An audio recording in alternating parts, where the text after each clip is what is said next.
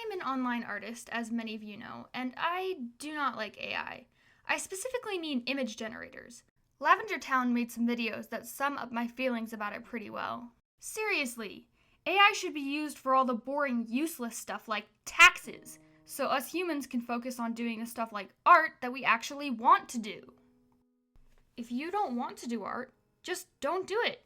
Don't pretend like you need the AI plagiarism machine. Nobody's forcing you into this.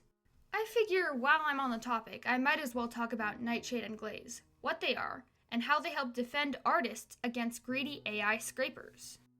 Glaze is a defensive tool that slightly edits the pixels of your piece to mess with the AI. This makes it harder to copy your style, but with higher levels it sometimes looks a little weird.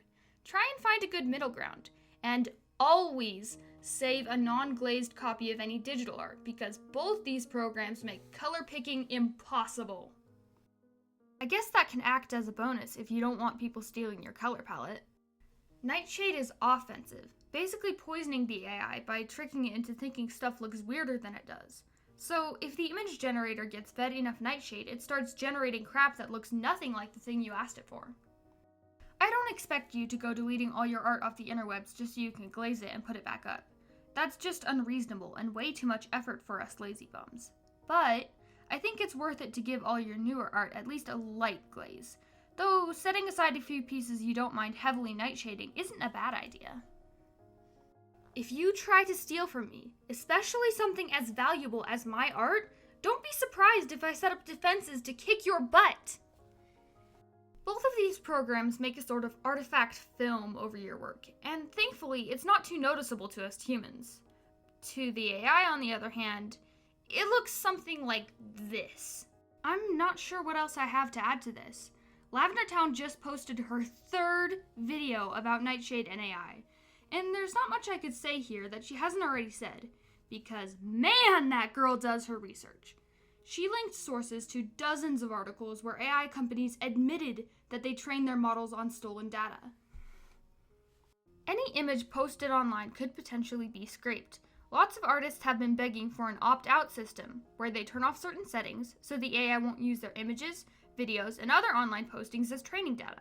I think it should be an opt-in system, where every time you upload something you can choose whether or not to check a box that says, "Do you consent to having this file used by AI?" And any artist with their head screwed on right would say no. I think a lot of people who support this kind of AI have more of a consumer mindset when they should have a producer mindset.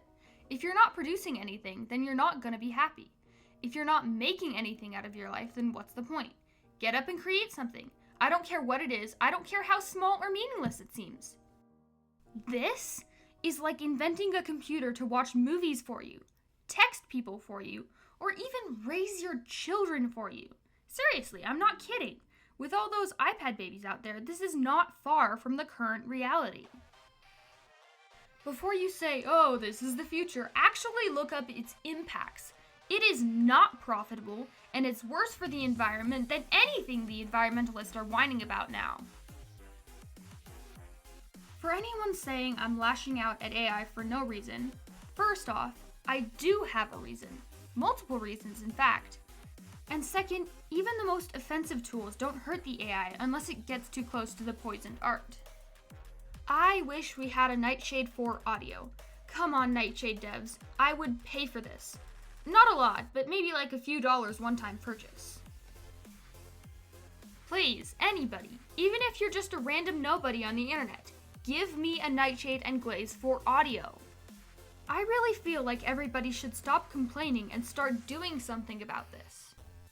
That's why I'm starting a little thing called Project Severed Hands, named in honor of Halloween. As Lavender Town somewhat needlessly pointed out, hands are a weak point, so if we attack there, we're bound to make it more incredibly easy to tell the difference between real art and AI slop. Why not use the tools other like-minded artists made for us? Plus, it's really good practice. You get better at drawing hands as the AI gets worse. It's a win-win.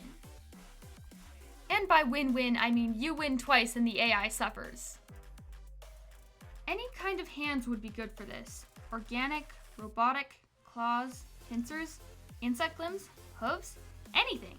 as long as the posing is clearly designed to be a hand, capable of grabbing objects. I highly encourage you to draw difficult poses, hands holding things, and unique hand gestures. I'm really hoping to see a lot of solver-posed hands in this project. Draw that thing from the Addams Family! Project Severed Hands. Let's make this a thing! Pun intended. This specifically targets the character art created by AI, but there's nothing stopping you from putting a nice dose of Nightshade on backgrounds too. And to add a little more incentive to actually do this, I'm turning Project Severed Hands into an art competition. Just use the hashtag Project Severed Hands Art Competition to be entered. And you'll probably have to send it to me too, because I'm not gonna scour the entire internet making sure I get every entry. Every month for the rest of this year, I'll pick a winner, and their piece will be featured on my website with links to their socials and whatnot. These tech companies want a world where our worth is tied only to the training data we can provide their machine. I do not condone that. I will not be enslaved in any way, shape, or form. I know there are others out there who share my values and opinion.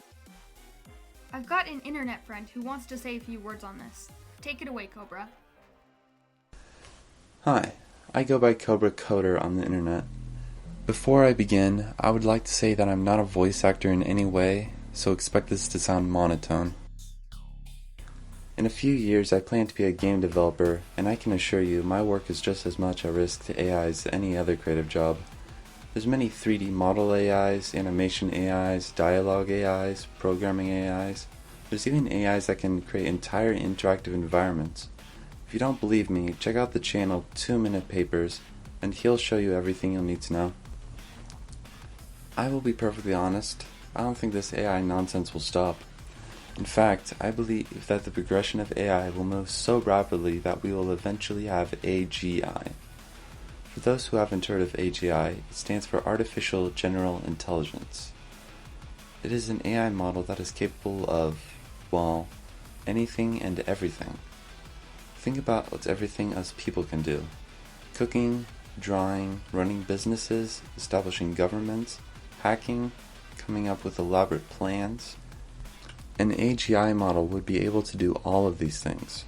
If they start releasing AGI models to the public, you can kiss your dream job goodbye, whatever it may be. Think I'm crazy? Go look at the channel Robert Miles AI Safety. He works with AI professionally, and he recognizes that AGI can get very dangerous very easily. With how things are going, it's likely that most of us creative people will lose our jobs. But you know what? I don't care. I'm going to fight against them anyways. Jesus said he came not to bring peace, but the sword. And I'm tired of peace. Doing nothing about all these AI models taking away our jobs? That's peace. I want the sword. I want to fight against them, even if I come out on the losing side. Maybe we can't stop these massive AI companies, but we can at least give them a headache. I'm not going to sit here and watch them take over my dream job of developing games. They'll have to pry it out of my bare hands first. So if anyone watching this is scared of AI taking over their job, sure, maybe they will, but give them a good fight first. Now, before you start throwing rocks at OpenAI, remember, they're not the enemy. The real enemy is Satan. If it wasn't for him, society would have figured out how to use AI ethically and morally. But now we have AI girlfriends, AI porn, AI addiction, AI churches, AI is tracking our data, deception from AI, and the list goes on. These problems aren't new. AI merely enhanced the problems the devil created tenfold. So yes, we will fight against AI, but as they said in the Hunger Games series, remember who the real enemy is. And I'll turn it back to you, Lexi. Still not convinced? Watch Lavender Town's videos. She went way more in depth than I did and explained everything perfectly. All the aforementioned links as well as instructions on how to use Nightshade and Glaze are in the description. Think you can't make a difference? Here is what just 50 samples on the lowest setting of Nightshade did. Imagine what we can do with 500. Now let's go stab these killer robots.